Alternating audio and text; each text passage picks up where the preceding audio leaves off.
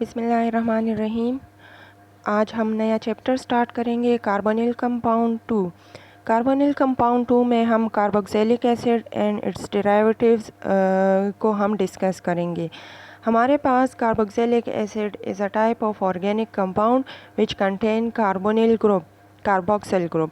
हमारे पास इसमें कार्बोक्सिल ग्रुप है, COOH group is known as a carboxyl group. Carboxyl group हमारे पास दो वर्ड की कम्बिनेशन से बनता है, one is carbonyl group and the other is hydroxyl group. So ये दोनों कंबाइन होके हमारे पास क्या बनाते हैं, कार्बोक्सिल कंपाउंड बनाते हैं, COOH कंपाउंड बनाते हैं, जिनमें एक C जो है वो हमारे पास कार्बोनिल ग्रुप है, while the other is OH is a alcohol functional group. अब हमारे पास क्या है कि compound containing carboxyl group is known as a carboxylic acid and it is acidic in nature. मतलब कार्बोक्सिल ग्रुप के जो कंपाउंड हैं उनको हम कार्बोक्सिलिक एसिड कहते हैं क्योंकि ये एसिडिक इन नेचर होते हैं। जनरल फार्मूला हमारे पास क्या है, RCOOH, where R represent any hydrogen aliphatic group या फिर एरोमेटिक रिंग पे रिप्रेजेंट करते हैं। एंड एलिफेटिक जो है मोस्टली हम फैटी एसिड से ऑब्टेन करते हैं। Now the aliphatic chain are actually a fatty acid because of what? Because the source of the carboxylic acid is what? Fats. Fats से हमारे पास मोस्टली एलिफेटिक कार्बोक्सिलिक एसिड मिलते हैं।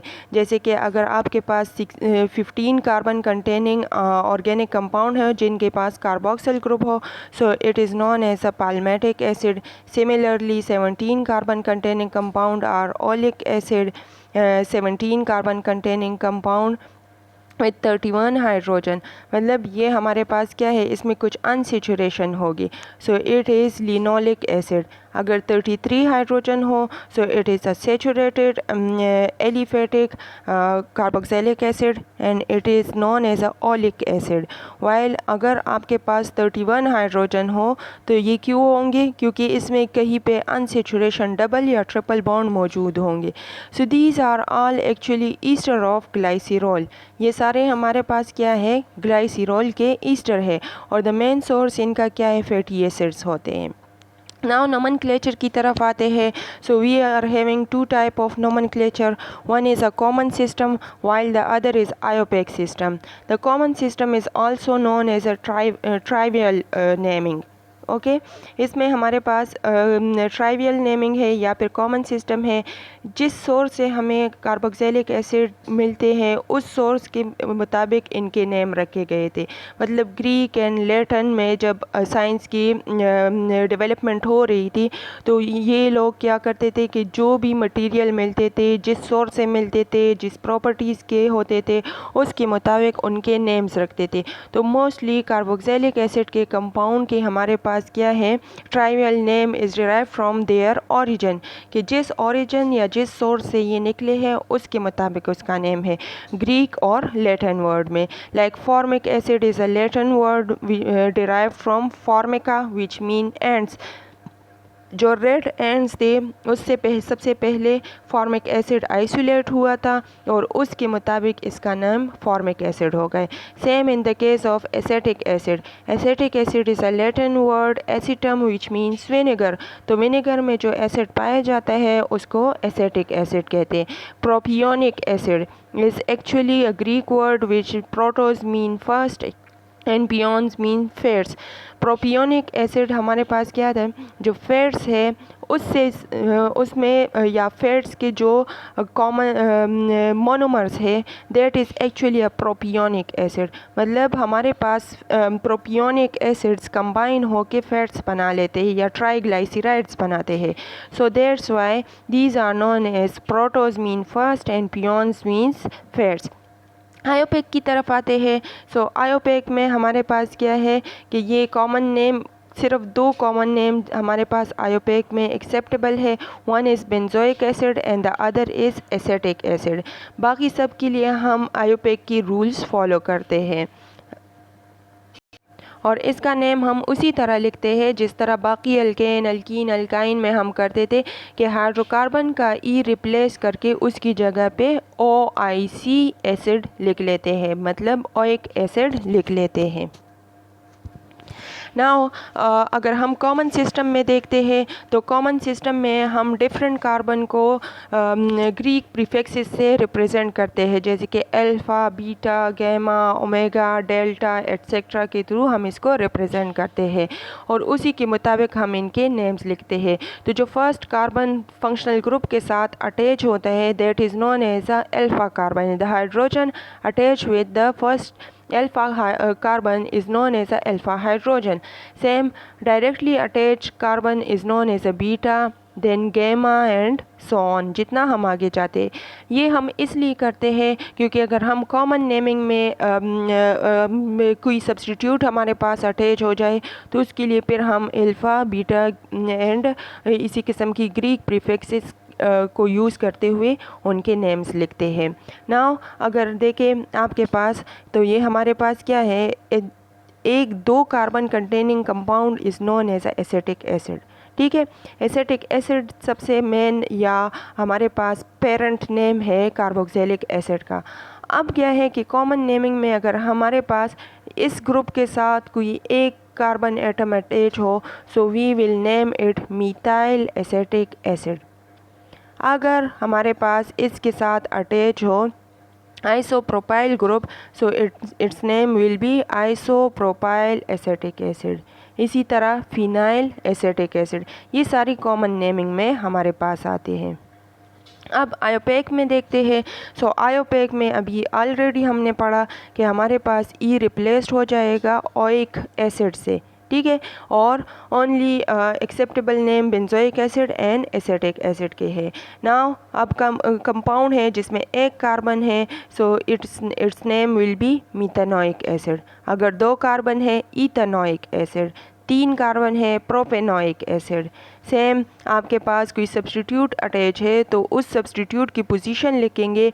जो कार्बोक्सिल ग्रुप के कार्बन है that will be carbon number first and then the other are numbering like 2, 3, 4। ठीक है, बाकी जो है उसको फॉलो करेंगे। सो कार्बन सेकंड पे हमारे पास हाइड्रोक्सिल ग्रुप है so we will name it 2 hydroxy propanoic acid, क्योंकि 3 कार्बन हमारे पास इसमें मौजूद है। इसी तरह थर्ड कार्बन पे हमारे पास मिथाइल ग्रुप है so it name will B 3 methyl butanoic acid. Same आपके पास कहीं कहीं पे फिनाइल कंपाउंड भी अटैच हो जाते हैं। सो फिनाइल कंपाउंड में आपने देखना है कि क्या फिनाइल कंपाउंड के साथ कोई सब्सटीट्यूट अटैच है या नहीं है। सब्सटीट्यूट अटैच है तो उसके मुताबिक फिर क्या करोगे, उनके नेम लिखोगे।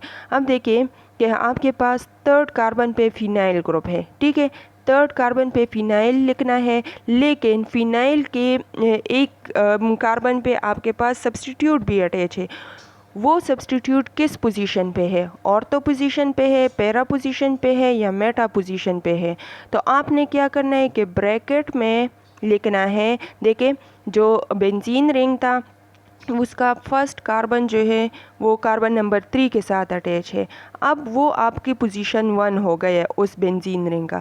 अब उसके मुताबिक देखिए कि 1, 2, 3, 4, 5, 6 कार्बन है। ठीक है, तो 6 कार्बन में आपके पास 4th पोजीशन पे क्लोरीन अटैच है। तो 4th पोजीशन को हम क्या कहते हैं, पैरा कहते हैं। ठीक है, so the 4th carbon of the benzene ring is known as a para carbon and para position पे क्लोरीन अटैच है सो para chlorophenyl. And how many carbon are in this acid, 1, 2, 3, 4। 4 आपके पास क्या है इसमें कार्बन एटम है सो 3 para chlorophenyl butanoic acid, it's name will B this. Okay, now आपके पास क्या है कि कभी कभी किसी भी एसिड में आपके पास 2 कार्बोक्सिलिक एसिड कार्बोक्सिल ग्रुप आ जाते हैं। सो अकॉर्डिंग टू दैट आप उनके नेम लिखोगे। अब ये कार्बोक्सिलिक एसिड है, इसमें 3 कार्बन है, so its name will B propane dioic acid. अगर 4 कार्बन हुए तो आपके उसके नेम जो है butane dioic acid, ethane dioic acid आपने लिखना है। सिमिलरली इसमें भी आपने सब्स्टिट्यूशन को चेक करना है। अगर आपके पास सब्स्टिट्यूशन मतलब सब्स्टिट्यूशन को लीस्ट पोजीशन देनी है, इस साइड से दोगे तो आपके पास 1 2 3 थर्ड कार्बन पे आ रहा है, और जब इस साइड से करोगे तो सेकंड कार्बन पे आ रहा है। So it name will B 2 hydroxy butane dioic acid. फिर हमारे पास कुछ साइक्लिक कंपाउंड भी होते हैं जिनमें कार्बोक्सिलिक एसिड अटैच होता है। सो उसके मुताबिक हम इनका नेम लिखेंगे साइक्लोपेंटेन कार्बोक्सिलिक एसिड, ठीक है, क्योंकि कार्बोक्सिल ग्रुप है। इसी तरह 2 methyl cyclopentane carboxylic acid, same in the case 4 methoxy benzene carboxylic acid, ठीक है, या 4 मेथॉक्सी बेंजोइक एसिड भी हम इसको कह सकते हैं। Similarly 2 naphthalene carboxylic acid carbon number 2 के नेफ्थलीन के कार्बन नंबर 2 पे अटैच है, सो 2 naphthalene carboxylic acid. And same इसी तरह आपके पास आएगा 1 हाइड्रोक्सी 1 3 4 ब्यूटेन। अच्छा, अब यहाँ पे आप देखिए कि आपके पास 3 कार्बोक्सिलिक एसिड ग्रुप है, ठीक है। 3 कार्बोक्सिलिक एसिड ग्रुप में फिर आपने क्या करना है, हाइड्रोकार्बन के एक लॉन्गेस्ट चेन को सेलेक्ट करना है जिसके साथ कार्बोक्सिलिक एसिड अटैच है और उनको लीस्ट पोजीशन मिलती है, ठीक है। तो हमने क्या करना है कि ये जो हमारे पास लॉन्ग चेन आ रहा है इसमें कितने कार्बन है, 4 कार्बन है, ठीक है। तो हमने क्या करना है कि ये हमारा पेरेंट चेन हो गया। अब उसकी पोजीशंस को देखनी है। देखिए आपके पास अगर इस साइड पे देखें तो 1 2 पे आपके पास कार्बोक्सिल ग्रुप आ रहा है, देन 4th पोजीशन पे आ रहे हैं, ठीक है, 1 2 एंड 4 पे आ रहे हैं।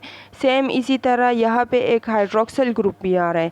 तो हम क्या कर सकते हैं कि पोजीशन अगर इस साइड के कार्बन को हम पोजीशन 1 लेते हैं तो हमारे पास इसमें सबकी लीस्ट पोजीशन आएगी, ठीक है।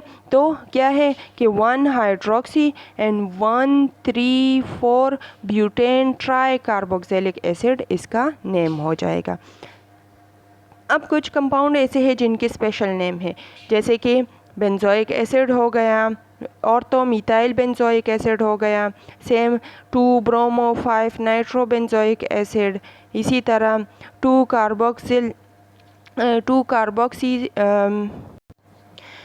कार्बोक्सी साइक्लो हेक्साइल, चूँकि 6 कार्बन एटम है तो cyclohexyl hydroperoxide.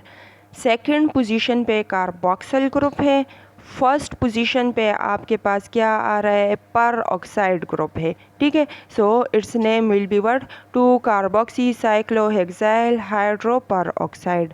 Same in the case meta carboxy cinnamic acid, this group is known as a cinnamic group, ठीक है। तो अगर ये किसी बेंजीन रिंग के साथ अटैच हो, so it is what, that is meta carboxy cinnamic acid. And this is all about the nomenclature of carboxylic acid, chapter number 11 of the organic chemistry.